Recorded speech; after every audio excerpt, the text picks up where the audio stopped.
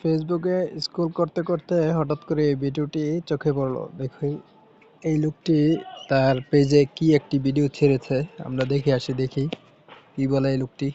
অনেক বছর পরে মানুষ ভোট দিবে, তো সেই কারণে দোকানপাটে সব জায়গায় শুধু ভোটের আলোচনা।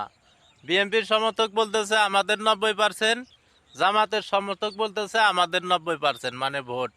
আমি দেখতে চাই আমার এই পেজের মধ্যে 4 লক্ষ ফলোয়ার্স আছেন। দাড়িপাল্লা বেশি নাকি ধানের শীষ বেশি? একটু কমেন্ট বক্সে সাড়া দিয়েন তো।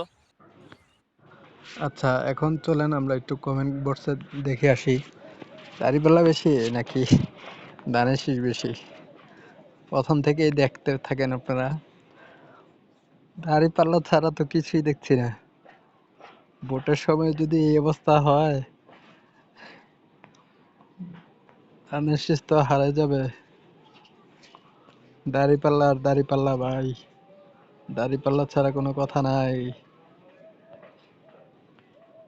দাড়িপাল্লা দাড়িপাল্লা দাড়িপাল্লা, এই কি দেখলাম রে ভাই। সব দাড়িপাল্লার লোক কি এখানেই নাকি?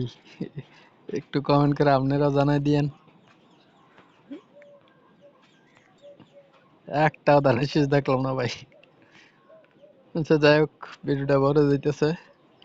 একটু কমেন্ট করে আপনারা জানাই দিয়েন কোন মার্কে ভোটটা দিবেন এবার।